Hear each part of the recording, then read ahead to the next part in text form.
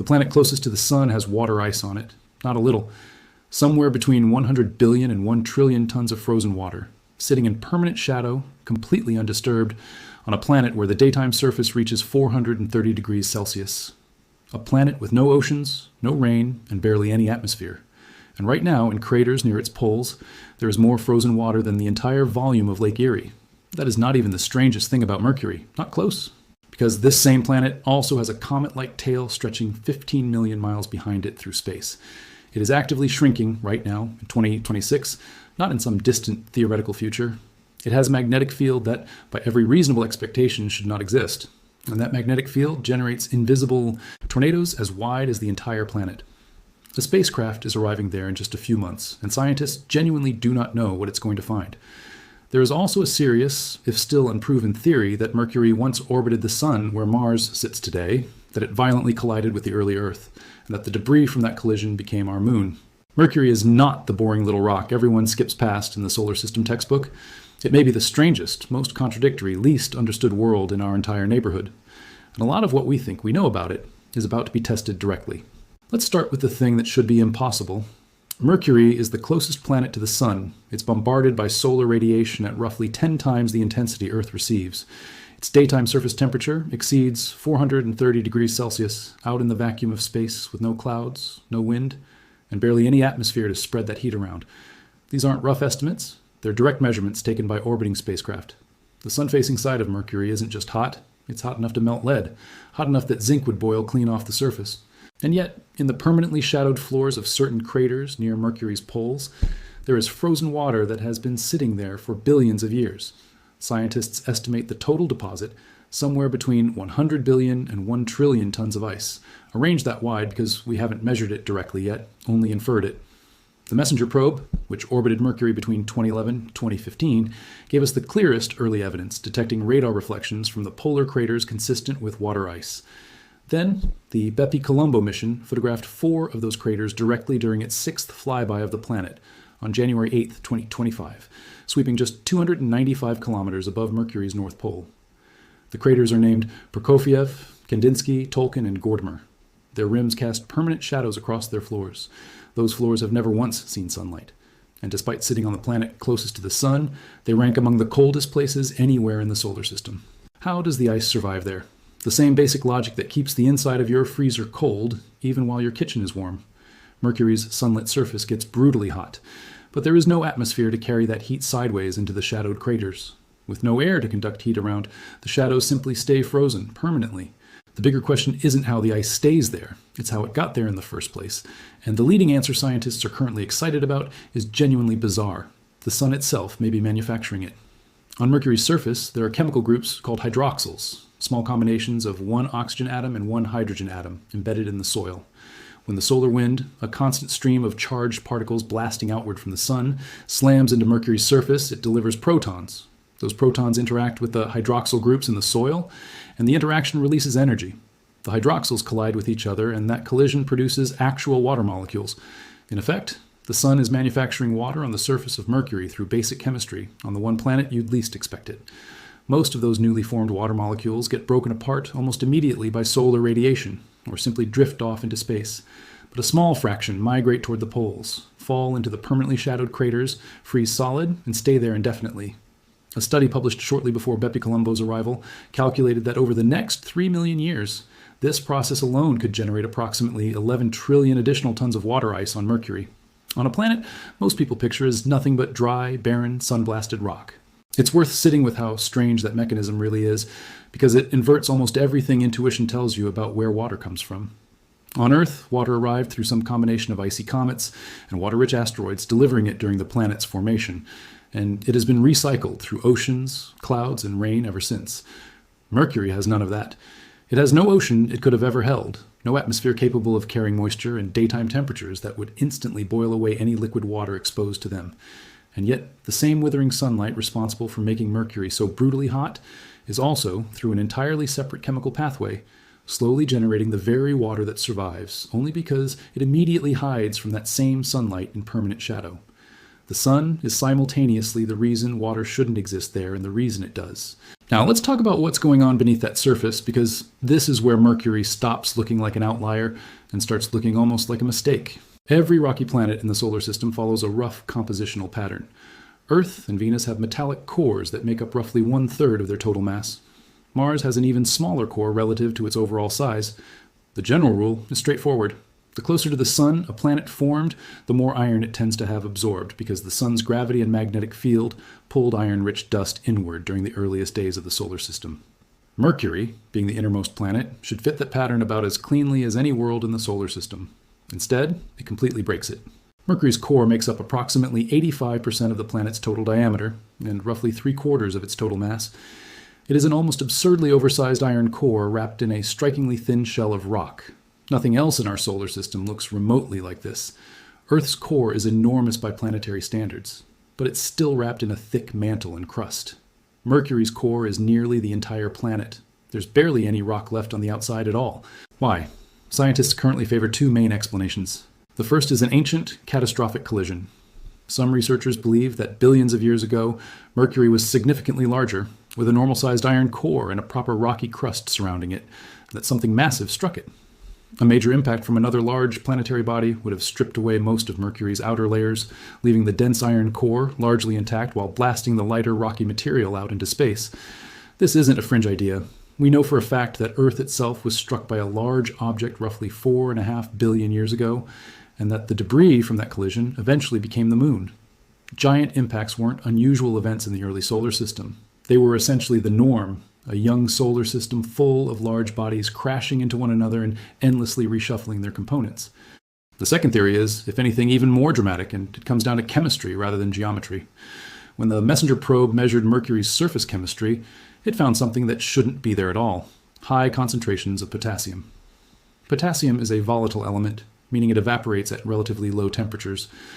Planets that form close to a young, hot star should be depleted in potassium, because the intense early heat should have driven it away entirely.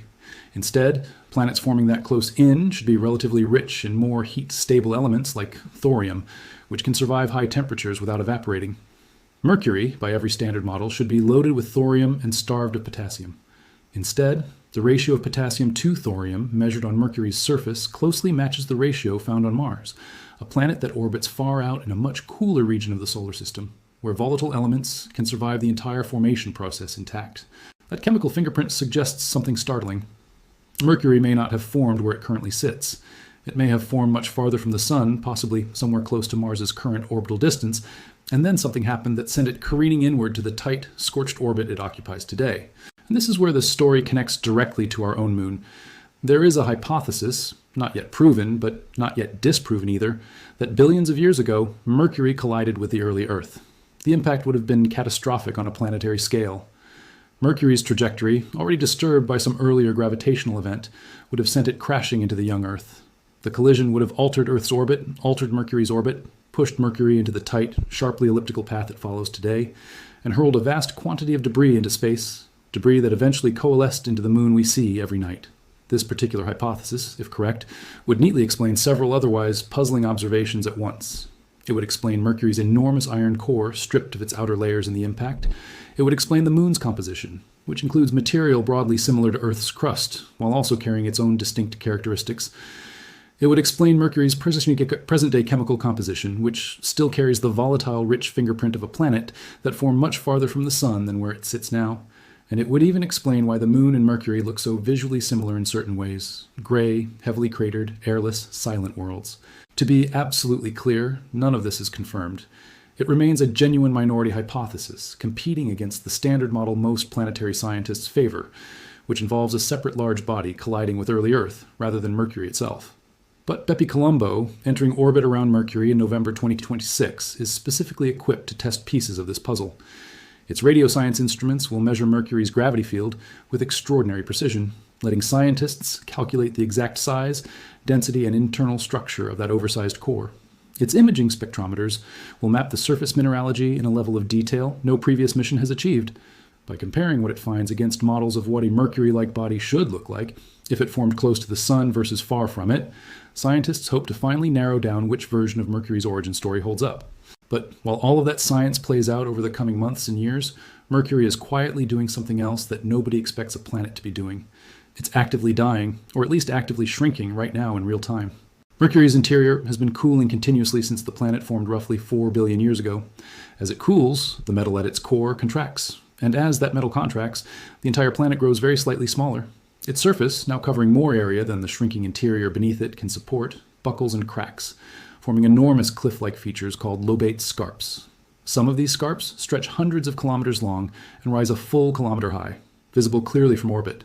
They are, in a very real sense, scar tissue from a planet slowly collapsing in on itself. The first images of these scarps came back from the Mariner 10 mission in 1974, and at the time, scientists believed they had cataloged most of them. Then Messenger arrived in orbit decades later and found nearly 6,000 lobate scarps and wrinkle ridges, where earlier estimates had captured only a small fraction of that total.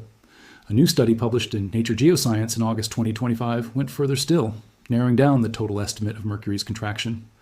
According to that research, Mercury has shrunk by approximately 14 kilometers in radius since it formed.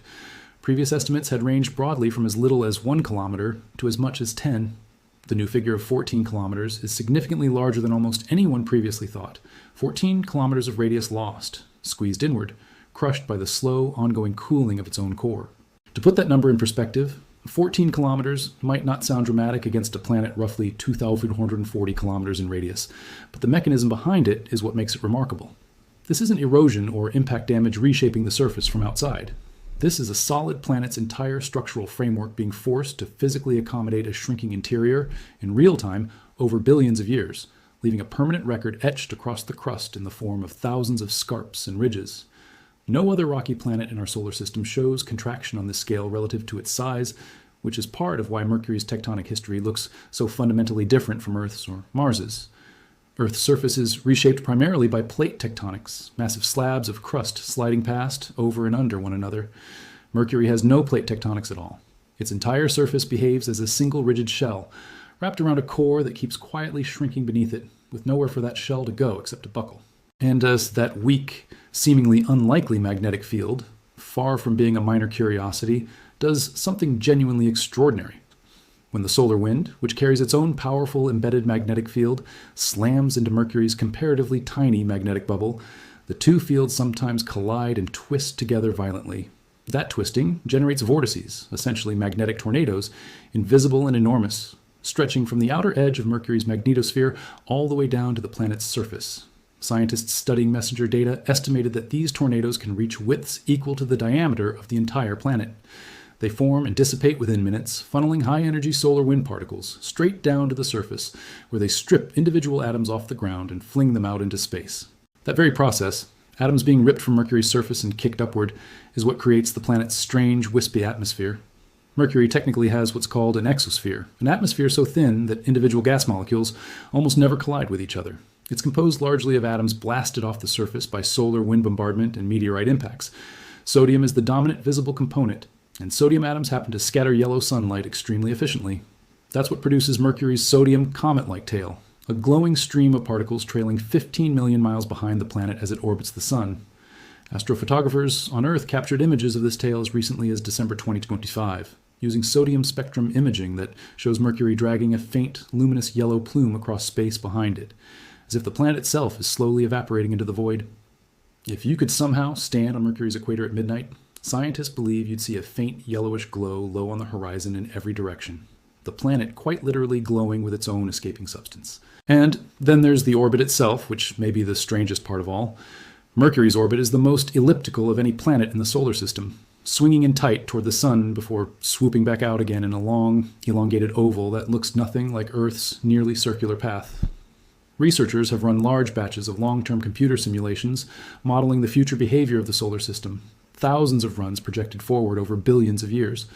In a small handful of those simulations, Mercury's orbit destabilizes entirely. In several hundred cases, some kind of collision eventually occurs somewhere in the inner solar system. In some of those scenarios, Mars gets ejected from the solar system entirely. In others, Mercury collides directly with Venus. And in a small number of the most extreme simulated outcomes, something in the destabilized inner solar system eventually collides with Earth itself. None of this is expected to happen anytime remotely soon. We're talking about billions of years into the future, and the probability of any specific catastrophic outcome remains genuinely low. But the broader point researchers make is that Mercury isn't a stable anchor sitting quietly at the edge of the solar system's inner architecture. Its orbit is already the most eccentric, the most sensitive to the gravitational influence of Jupiter and Saturn, and the most likely, over sufficiently long timescales, to amplify into genuine chaos. Mercury is, in a very real sense, the wild card of our solar system, and right now a spacecraft is on its final approach to orbit that wild card for the first time in over a decade. BepiColombo, a joint mission between the European Space Agency and the Japan Aerospace Exploration Agency, has been traveling for 8 years since its launch in 2018. It completed its sixth and final flyby of Mercury on January 8, 2025, sweeping just 295 kilometers above the planet's north pole, photographing those permanently shadowed icy craters directly, imaging the largest known volcanic explosion site on Mercury, a feature called Nather Facula, with a central vent 40 kilometers wide, and capturing the first ever mid-infrared images of the planet during its fifth flyby on December 1, 2024.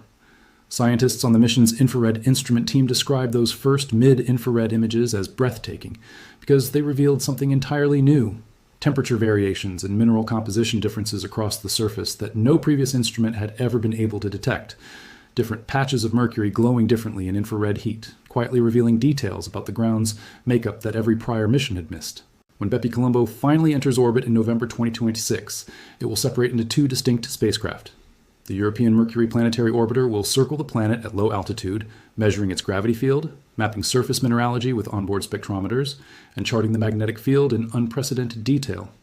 The Japanese Mercury Magnetospheric Orbiter, nicknamed MIO, will circle in a wider orbit specifically designed to study the magnetosphere itself and the ongoing interaction between the solar wind and Mercury's fragile magnetic bubble. Together, these two spacecraft are expected to assemble the most complete picture of Mercury ever produced. A full mineral map of the surface, the most precise measurement ever made of the core's true size and internal state, direct confirmation or refutation of exactly how much water ice actually sits inside those polar craters, and finally, enough data to let scientists meaningfully weigh in on which version of Mercury's chaotic origin story holds up under scrutiny. A paper published in Nature Communications in May 2026, written by an international team, laying out the specific open questions BepiColombo is designed to answer, described Mercury as a key testbed for understanding how rocky planets form around stars anywhere in the universe, not just within our own solar system. A planet with an oversized iron core it shouldn't have, a volatile-rich surface it shouldn't have, an active magnetic field it arguably shouldn't sustain, a shrinking interior, frozen water sitting at the poles of the hottest planet in the solar system, a comet-like tail, invisible tornadoes the width of an entire world, and an orbit that, over a long enough timescale, may not stay stable at all. Mercury isn't a boring footnote sitting at the start of the planetary lineup. Based on everything current evidence suggests, it may be the single most extreme, most internally contradictory rocky world we know of, and every answer BepiColombo manages to deliver seems likely to raise at least two new questions behind it. There's one more detail worth understanding before we close, because it explains just how difficult it actually was to get a spacecraft there in the first place. In terms of the fuel required, it is genuinely easier to reach Pluto than it is to reach Mercury, even though Pluto sits somewhere between 30 and 50 times farther from Earth than Mercury typically does. The reason comes down to the sun's gravity. Its gravitational well is so deep, and Mercury's orbit sits so close inside it, that any spacecraft approaching the planet is constantly being pulled harder and harder toward the sun, accelerating precisely when it needs to be slowing down in order to be captured into orbit. BepiColombo spent 8 full years swinging past Earth, Venus, and Mercury itself, 6 separate times, shedding velocity in small increments with each pass, purely to slow down enough for Mercury's comparatively weak gravity to finally capture it. Over that time, the spacecraft covered more than 7.9 billion kilometers in total, just to reach a planet that, at its closest approach to Earth, sits a mere 77 million kilometers away. That 8-year, 7.9 billion kilometer journey is about to finally pay off. The spacecraft is already on its final approach. Orbit insertion is scheduled for November 2026, with full science operations expected to begin in early 2027. And what it finds waiting there, on this strange, dying, contradictory little planet, with ice frozen at its poles, a comet-like tail trailing behind it through space, invisible tornadoes the width of an entire world, a magnetic field that, by most reasonable expectations, shouldn't exist at all, a core that swallows up most of the planet's mass, and a history that may include a violent collision with early Earth that helped form our own moon, is very likely going to upend a fair amount of what we currently think we understand. Whatever picture of Mercury feels settled right now, the version of this story told 2 or 3 years from now is likely to look meaningfully different. That, more than anything else, seems to be exactly what this small, strange planet keeps doing.